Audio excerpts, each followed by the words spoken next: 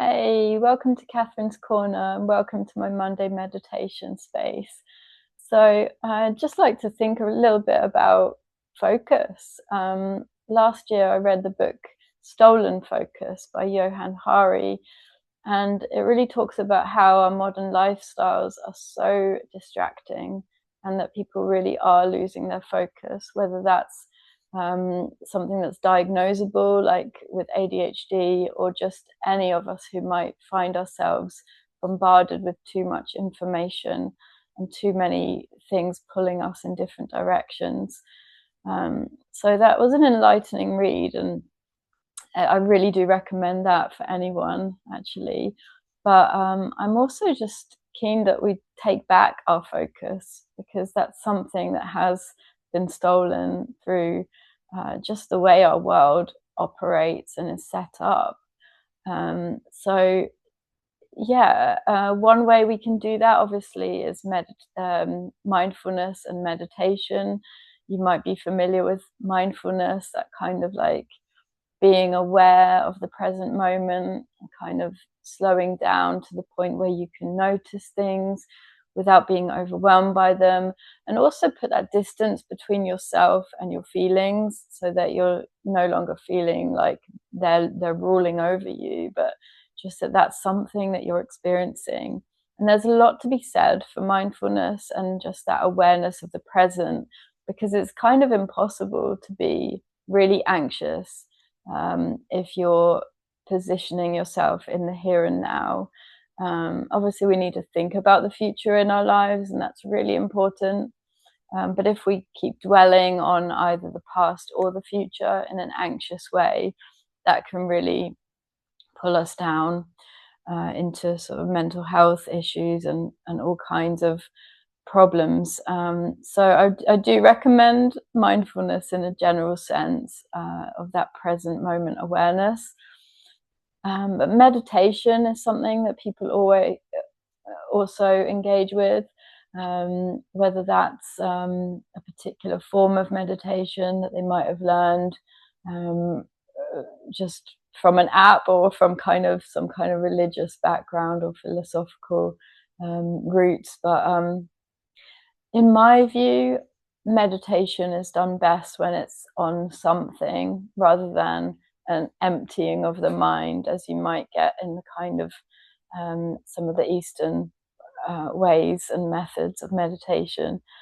So, Christian meditation specifically would align itself with that meditation on truth and on something that can fill your mind, so you can actually be mindful of something that's going to be helpful, such as gratitude, love, peace, hope, any of those things that you want to invite into your life.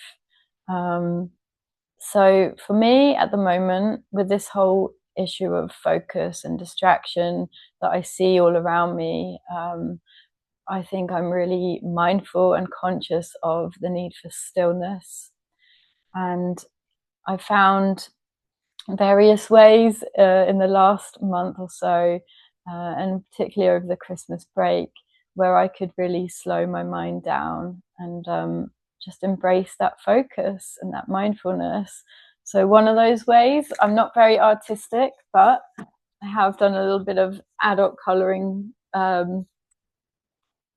This, you can see the fish there in the sea, and actually water is one of the things that calms me down the most.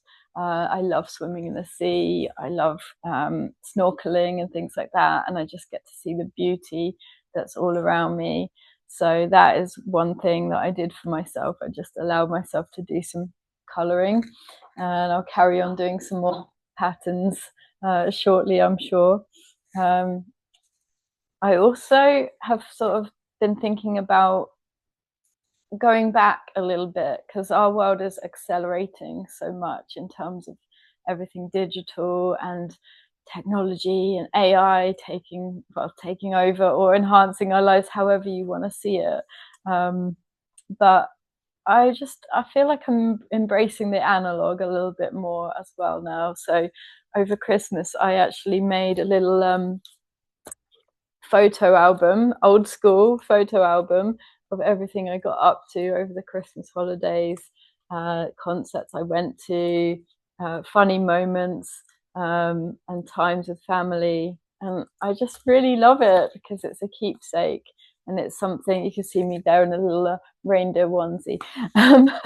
But yeah, I'm really glad I did that because I hadn't done that for years, and it just brought something about cherishing the moments and the memories, because life can go so fast we can lose sight of what's been really special.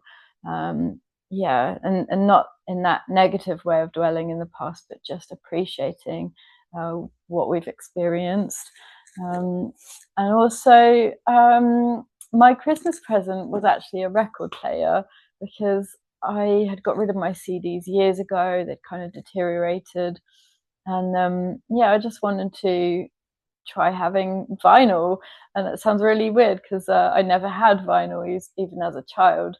And I think I'm only going to keep a very small number of records. But there was just something amazing about listening to music on vinyl.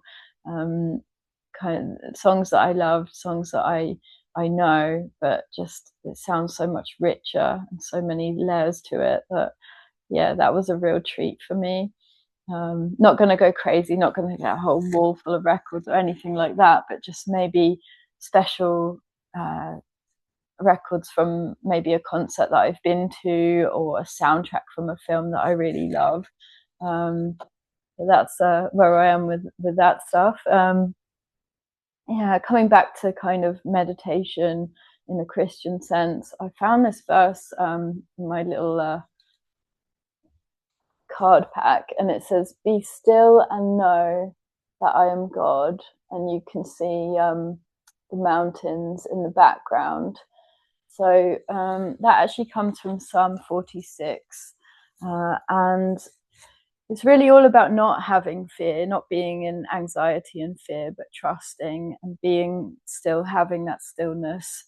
And I think there's something important about recognizing that the words are said in that order: be still and know that I am God. You kind of have to be still to get in touch spiritually with that knowledge and that trust and that peace. So yeah, I will just read the first part of that psalm just to give a little bit more context. But it says, "God is our refuge and strength, and ever-present help in trouble. Therefore, we will not fear, though the earth give way and the mountains," there's mountains on that picture, I thought that was quite nice, "into the heart of the sea, though the waters roar and foam and the mountains quake with their surging." And then later on in the psalm, it says, he says, "Be still and know that I am God." So yeah, just whatever's going on in your life, if it feels like raging waters and surging, and yeah, it just feels chaotic, feels stressful, feels noisy, just find whatever way you can, spiritually or practically, because it's all connected anyway, just to find that stillness. Take care.